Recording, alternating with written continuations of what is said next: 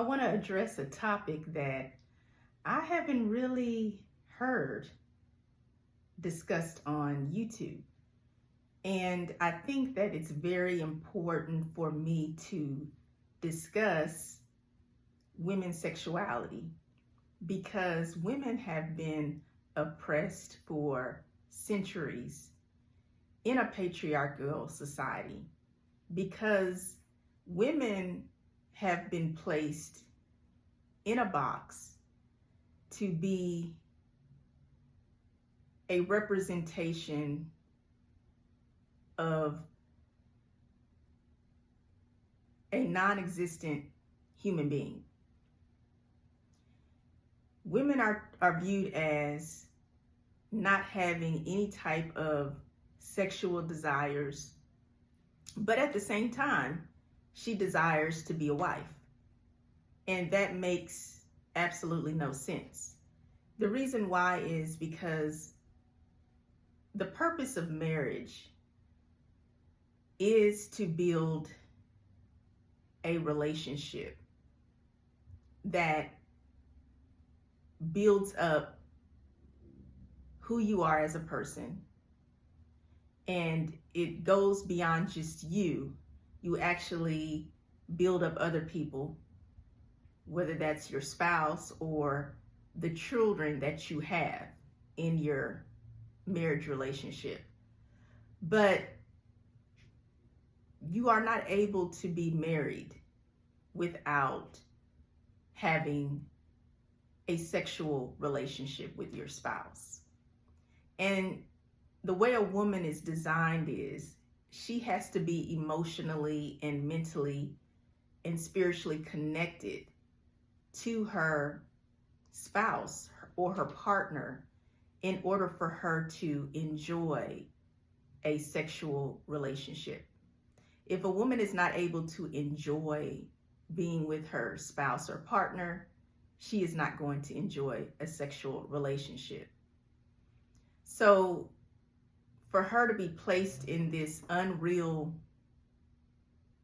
image of being someone who does not have any sexual desires, someone who does not have any type of sexual feelings or thoughts, but yet she wants to be married, is absurd. So, because of these strange ideas about women and sexuality, a lot of people are not really educated about how a woman operates when it comes to her sexuality. And more specifically, lesbian sexuality. Many people believe that all women are heterosexual, and they think any deviation from heterosexuality is abnormal or it's perverted. But that is absolutely false.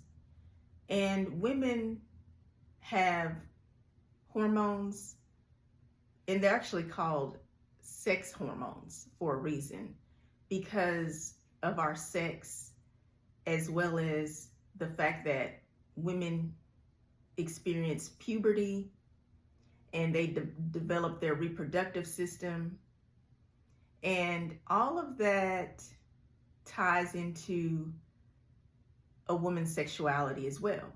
A woman is not here just to look good to a man. And for him to have all of these hormones as a man and sexual desires and feelings, and for him to be involved with a woman who is like a robot, who does whatever he wants her to do. And that may sound pretty bizarre, but that's really how, unfortunately, a lot of people view women, because they do not know much about female sexuality or female nature. And I'm doing this video today because, as I mentioned earlier, this topic is really not addressed, and I'm sure you see the title of the video. And I want to just basically say that there are women out here who have sexual interests, sexual attractions, and sexual desires for women, but they are absolutely frustrated. And the reason why they're frustrated is because they feel pressure to be someone who they are not. And a lot of women are not enjoying a fulfilling sex life. They either are abstinent or celibate, but many of these women are abstaining or celibate simply because they are not able to have access to the women who they really desire. And they're frustrated. And many of them have feelings of inadequacy or insecurity. They're not sure if they're perceived as being attractive to other women. And they feel almost embarrassed to find out. So they kind of just avoid interacting with women altogether to prevent feelings of embarrassment or discomfort, as well as fear. Fear is a huge factor in why a lot of women are sexually frustrated. And there's other reasons why women experience sexual frustration. And for example,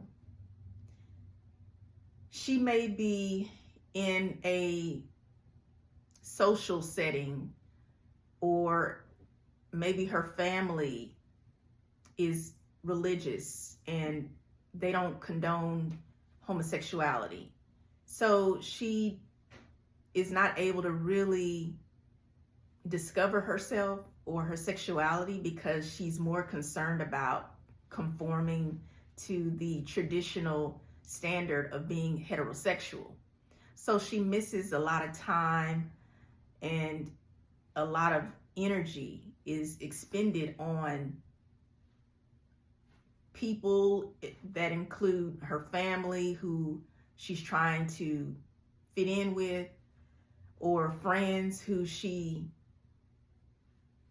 not really fits in with well, but she feels like, well, these are the people who everybody thinks I should be hanging around. So she kind of just settles for friendships, and even she unfortunately settles for relationships with men, and she's not really happy. And she may not necessarily be involved with men sexually, because just because a woman is seen with a man does not mean that she's sleeping with that man. She could be dating him just for public appearance, and that's all. And then you might say, well, if she can be with a man, then she can just, sleep with the man, and she may like it, so she can stop being sexually frustrated. But as I already mentioned, women are wired very differently from men. Women are sexually aroused mentally and emotionally and spiritually. And when she makes that kind of connection with the right person, that's an aphrodisiac for her. And it's even more exciting when she's with who she really wants to be with. So if this woman, for example, she might be fluid in her sexuality. She might be bisexual or pansexual, for example. And she may be genuinely attracted to men. But there are variations in degrees to a woman's attraction who is even fluid. So, for example, she may be attracted to a man physically and or sexually, but she doesn't really bond with him emotionally or even romantically. So she's not quite fully satisfied. And there are some women who really don't enjoy the physical sexual side of being with a man. They just don't. They can do it because it's like performing, but they're not really into it. They're just going through the motions. They're just doing what they think they're supposed to do. And that's why people get confused when they see women who have children, like biological children with men. And they think that these women are heterosexual, but they're not. And she's frustrated. Some of these women are stuck in dead-end relationships with men. Some of these women are not with men at all, but she's literally not with anyone. And she wants to be with a woman.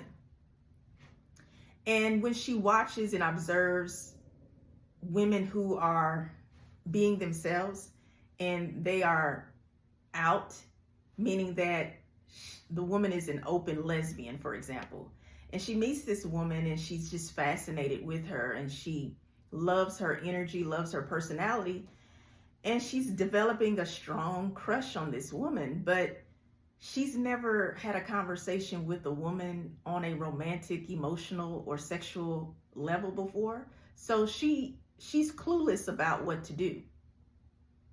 Now, this woman, she could be a lesbian woman, or she could be fluid in her sexuality, such as being bisexual or pansexual.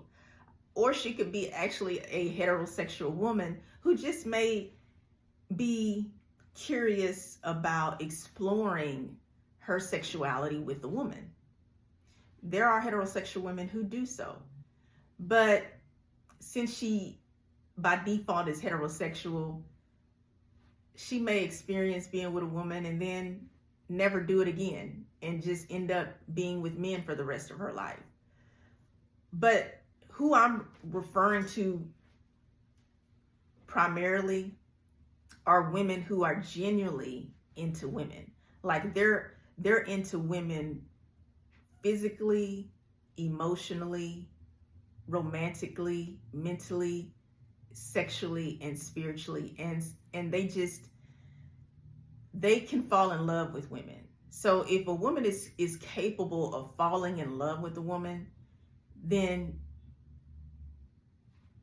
being attracted to a woman physically and sexually, it kind of just is automatic. And these are the women who I'm really referring to, but they don't have any experience with women at all. And the ones who do have experience with women, they may have had like one girlfriend who they really cared for and they really loved her, but for whatever reason, they're no longer together. And she misses this woman. She thinks about her often, but she's not able to be with her. And she may eventually get over this woman, but in most cases, she will get over the woman, but she wants to meet another woman. And she's challenged by this because she doesn't have much experience. And there's sometimes where women feel like they're going to be judged harshly because we live in a very male-dominated, heteronormative society, and women are judged very harshly by men when it comes to their sexuality. And many times women don't show any type of romantic or sexual interest because they know that people will think very negatively about them. And women don't want a reputation, a bad reputation. Like I remember being in high school and rumors got around pretty quickly. If a girl was dating a guy and say like he was, popular, maybe he was an athlete. If he was the kind of guy who couldn't keep a secret and would tell the other guys about all of the girls that he slept with, and then, for example, he gets this girl who's like a really good girl. And everybody's watching and paying attention because they know that he's like the popular student. He's the popular jock, athlete, whatnot. And if he doesn't value or respect girls because his dad or his uncles or whoever the guys are in his life, they didn't teach him about respecting women, then he may just be curious just to get access to this good girl who's a virgin. And when he does, he exploits her. And he's, starts telling his homeboys that he slept with her and how she was in bed. And this stuff really happens. And then the rumors go around. And now she's got a bad reputation when she's not a bad woman. Or rather, she's a young woman because she's a teenager. She's not a bad person, but she just got involved with the wrong person. So this kind of stuff happened in high school, and it doesn't stop. In high school, it keeps going on into your adult life. You have people who will spread rumors and lies about you. They will look down on you once they get close enough to you, especially if they get to sleep with you. And some people who do not know how to keep a relationship private, they will talk, and gossip gets around. A woman's reputation is ruined. There's this song that came out. It's an artist. He's a rapper, and he was singing he was rapping a song, and the lyrics say something along the lines of, if a woman says that she's only slept with 3 guys, times that by 3. In other words, if a woman says she slept with 3 guys, she really slept with 9 guys. And a lot of guys take that lyric to heart, and they really believe that about women. You could just look at the community, like on YouTube, where these red pill guys, for example, the illogical way of thinking is unfortunately running rampant. And it's unfortunate because there's a lot of young men, like even teenagers, who are listening to this rhetoric about women, and it's influencing them in a very toxic way. So they look at women and they don't trust women, and they're looking to just use women for their bodies. They're not looking to commit to women or be faithful because they think women are always trying to go after their money. And a lot of these guys don't know how to approach a woman. They don't know how to be themselves as young men because they don't have any positive male models in their life. And unfortunately, they get caught up in a lot of the toxic masculinity that goes on in the world. And the way men view women, it does affect all women, regardless of our sexual orientation. So a lot of times women will not discuss their sex life because she gets a bad reputation, when really she could just probably be with only one person. But at the end of the day, really women, they don't feel safe or comfortable talking to men about their sex life anyway, because men, you don't want to do that because men will think that you want them. And so it's just a no-go. But they'll also start thinking very weird, freaky things about you. And it just puts a woman in a very uncomfortable and even in an unsafe situation. And unless you're just the kind of woman who is what they call a female player, and she's just using a man for his money, maybe she is using him sexually. There are women who do that as well. And these guys, they really are not able to handle those type of women, because those kind of women are very advanced and they're not the typical woman. And so a lot of those guys get their hearts broken from women who can be very cold-hearted and they have ulterior motives. But that can be any woman. But what I'll say is, women tend to just talk about relationships and sexuality amongst other women. And that's pretty much what they do. But when it comes to women who love women, they don't have a space or always a person to go to ask questions like, I like this woman and I'm really interested in her. I want to know what it's like to be with the woman on an intimate level. They don't have anyone to talk to because everybody assumes that you're heterosexual. And if you're not heterosexual, then they want to change you. They want to make you be someone who you're not. So they're constantly trying to convince you, oh, you're just going through a phase. Oh, your heart is broken. I know, Jerry, he broke your heart, but just give it a little time. You'll heal and you're going to meet a really good man. So they do all of that to you and you go through all of that. But you like women and that's beautiful. That's perfect.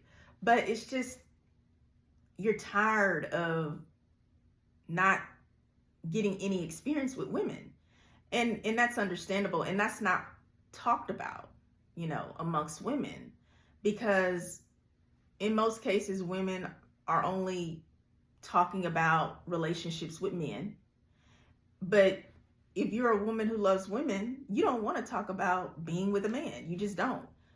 But you're like, well, who do I talk to? Because I don't want to talk about men, but I don't know who to talk to about women, because you don't know how another woman is going to judge you or treat you. Because unfortunately, a lot of women, they're influenced by men and they're into men. So most women are into men because they're heterosexual, or maybe she's fluid, or she's a woman who may be insecure about her own sexuality. So she's not going to be real with you anyway. So she's not going to even give you any idea that she likes women herself. So you're just kind of left out there to just fend for yourself. And I get it. I personally, and I have content on my YouTube channel. I'm also a certified life coach, and I'm an author. I'm an entrepreneur. My name is Giselle Wallace. And I discuss how I came from a very religious, strict, homophobic family upbringing. I was in church at least 2 to 3 times a week. I hardly ever went to church without hearing a sermon about fire and brimstone, about how all gays are going to hell. It was tough. It was hard. And I couldn't be myself, even though early on they knew I was gay, but I just couldn't be myself. And so me, the way I am, I'm very curious and inquisitive. I'm going to find out.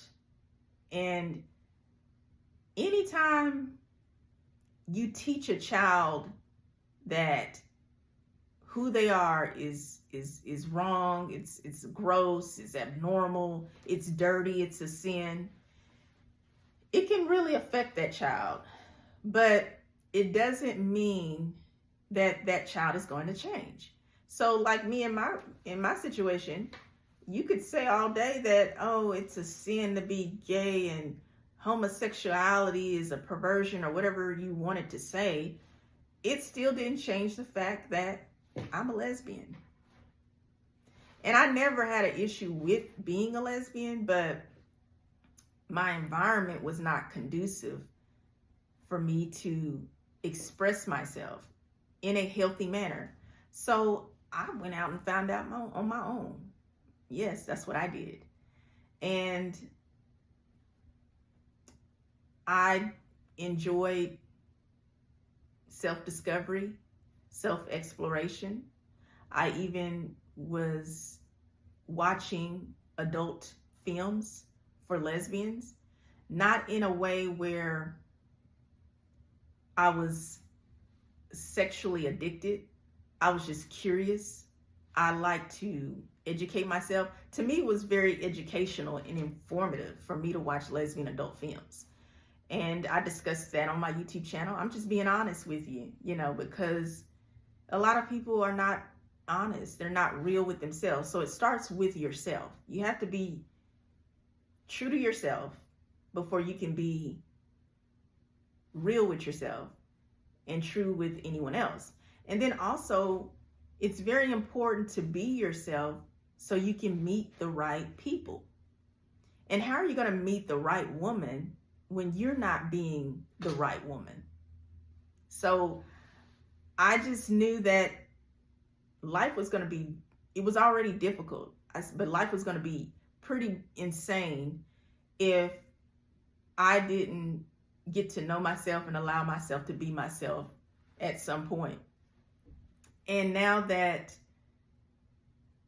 I'm able to be myself and I love myself, I can express myself and I know myself. I love myself. And I'm always looking forward to meeting other like-minded women like myself. And when you are able to be in a headspace where you think about who you are authentically, then what happens is you begin to educate yourself about who you are. You begin to surround yourself around the right people, as well as you no longer tolerate being around people who are always trying to change you and people who are negative and toxic. You remove those type of people from your life, or you try to distance yourself as much as you can, because honestly, there's some times where you can't avoid people. You have to be around them, but you can learn how to deal with people. So that's actually a skill that you can develop. But when you get to know yourself, you'll start meeting women. And there's so many women out here who have an interest in being with a woman. And women, they are always involved with each other. They always are. You may not see it because of the society we live in. So, but women are good at basically being discreet. A lot of lesbians are discreet, especially being a Black woman, because we come from Black families or any form of African descent, Jamaican descent, Black American descent, people who are of melanated skin, Black women, we're indoctrinated with being heterosexual.